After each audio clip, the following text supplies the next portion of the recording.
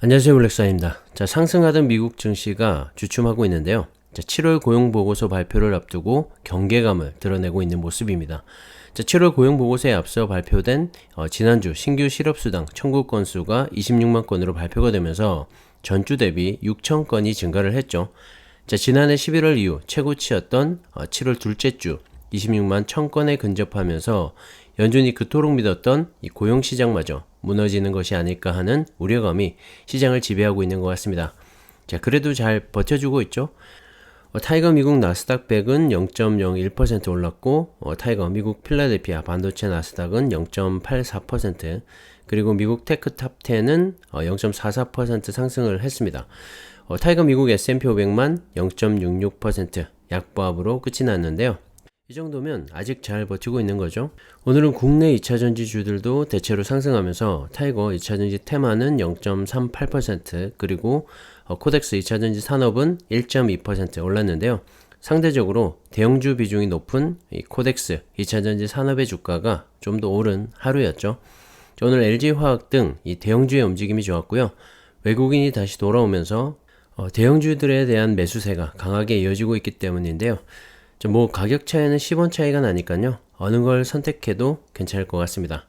타이거 차이나 전기차도 막판에 들어올리면서 0.47% 상승 마감했는데요. 자, 미중 간의 힘겨루기로 인해서 시애틀이 북미 시장 진출을 보류했다는 소식에 전반적으로 조정을 받고 있는 모습입니다. 하지만 올라갈 수밖에 없겠죠. 조정받을 때 싸게 모아가시면 좋을 것 같고요. 자, 지금 고용지표가 그 어느 때보다 중요한 건 이 연준이 금리 인상을 단행할 때 경기 침체에 대한 우려를 불식시키는 자료로 완전한 고용을 들고 있기 때문인데요. 그 고용지표가 흔들리게 되면 연준의 금리 인상 강도도 앞으로 더 무뎌지게 될 테고, 그보다 시장에서 우려하고 있는 경기 침체가 현실화될 수도 있기 때문에 이번 고용지표 발표가 상당히 중요해 보입니다.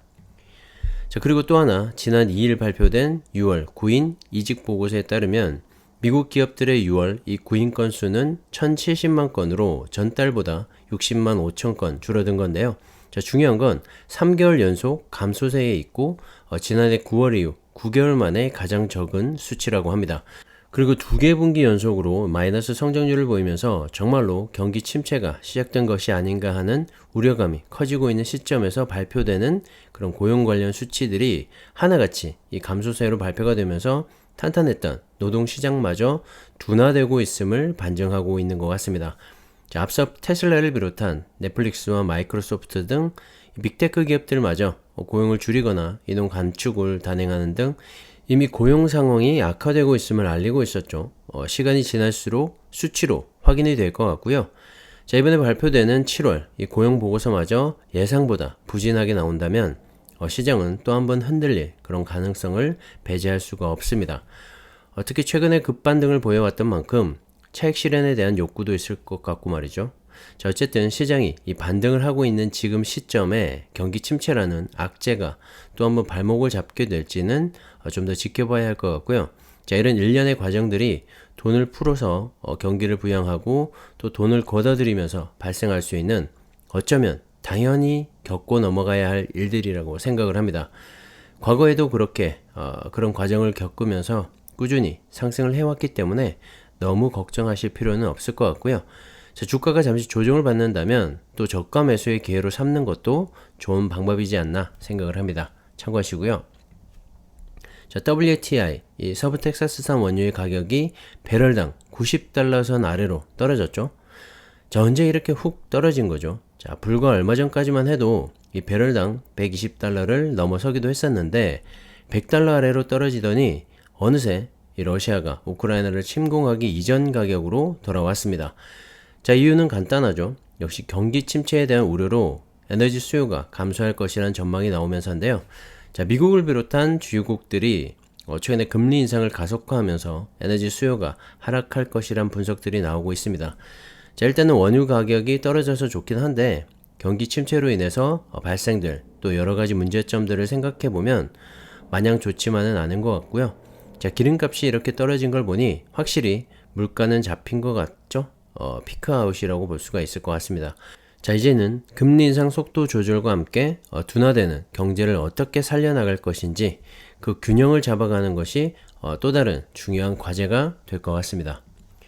자, 어제 테슬라의 연례 주주총회가 있었죠. 드디어 3대1 주식 분할이 승인이 났고요. 아직 시행 시기는 밝히지 않았지만 8월 내지는 늦어도 이 9월 안에는 3분의 1 가격에 테슬라 주식을 살 수 있을 것 같습니다. 자, 액면 분할은 시가총액에 영향을 주지는 않지만 가격이 싸지면서 개인들이 좀 더 쉽게 주식을 살 수 있게 되죠. 그 때문에 주식 상승에 이 호재로 보고 있는데요.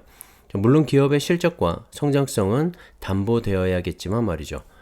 자, 어쨌든 기존 주주들에게는 축하한다는 말씀을 드리고 싶고요. 저도 개인적으로 이 테슬라 주식은 조금씩 모아가고 있기 때문에 테슬라의 더 큰 성장을 응원해 보겠습니다.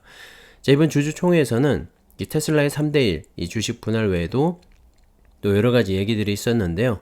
가장 중요한 포인트 중에 하나는 바로 이 테슬라의 생산 능력입니다. 테슬라는 이 오는 2030년까지 연간 2천만 대 생산 목표를 내세우면서 앞으로 10개 이상의 공장을 더 지을 수 있다고 밝혔는데요. 올해 말 구체적인 공장 부지를 발표할 계획이라고 합니다. 얼마 전 테슬라의 경쟁자가 될 거라고 큰 소리치던 루시드가 올해 생산 목표치를 낮추면서 이 주가 폭락으로 이어지기도 했었죠. 자, 그걸 보면 테슬라가 얼마나 오래 잘 준비해 왔는지를 알 수가 있고요. 단순히 전기차 판매를 넘어서 이 자율주행과 로봇, AI 등 하드웨어와 이 소프트웨어를 모두 갖춘 에너지 기업으로 성장해 나가지 않을까 기대를 하게 합니다. 특히 그렇게 많은 투자를 하고도 남아도는 이 현금 활용에 대해서는 앞으로 자사주 매입도 가능할 수 있다고 밝힌 만큼 주주 친화적인 에너지 기업으로 성장해 나가길 응원해 보겠습니다. 테슬라가 이렇게 잘 나가면 잘 나갈수록 전기차를 비롯한 2차전지 배터리 관련 기업들의 성장도 보장이 될 수밖에 없겠죠.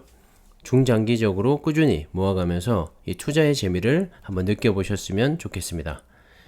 자, 우리가 타이거 차이나 전기차 ETF에 투자를 하면서 중국의 전기차와 배터리 관련 뉴스에 관심을 가질 수밖에 없는데요. 현재 전 세계에서 전동화 속도가 가장 빠른 지역은 단연코 중국입니다. 자, S&E 리서치에 따르면 중국은 올 상반기에 이 플러그인 하이브리드 자동차를 포함한 전기차 판매에서 247만 4천 대를 판매하면서 세계 시장 점유율 58%를 차지했다고 하는데요. 절반이 넘는 수치죠. 자, 연간 성장률이 무려 121%로 압도적입니다.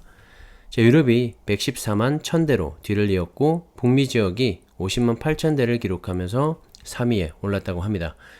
자, 중국의 압도적인 성장에는 탄탄한 내수와 이 국가 차원의 전폭적인 이 보조금 정책 등이 있었는데요.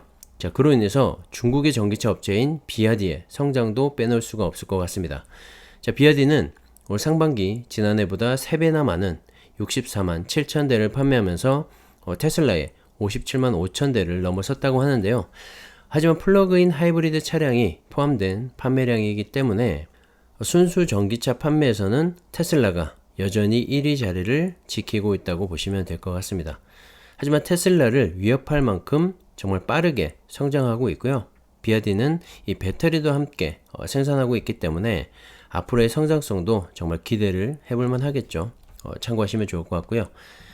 자, 안전한 노후를 위해서 꾸준히 모아간다면 이 타이거 미국 나스닥 100과 S&P 500 그리고 필라델피아 반도체 지수를 추종하는 ETF가 시간이 지나고 보면 정말 정답이라고 느낄 만큼 좋은 선택지가 될 것 같고, 자, 거기에 대해서 앞으로 가장 높은 성장을 보여줄 테슬라를 비롯한 전기차와 2차전지 배터리 역시 이 성장성과 안정성을 이 동시에 원한다면 ETF 투자가 안성맞춤이지 않을까 생각을 합니다. 자, 중국은 이 타이거 차이나 전기차 ETF가 있고요. 우리나라는 이 타이거 2차전지 테마나 코덱스 2차전지 산업과 같은 ETF를 통해서 안정적인 이 고성장을 기대해 볼 수 있을 것 같습니다. 자, 하지만 제 영상은 어디까지나 참고만 하시고요. 신중하게 판단하셔서 정말 좋은 투자 하셨으면 합니다. 자, 오늘은 여기까지 하겠습니다. 감사합니다.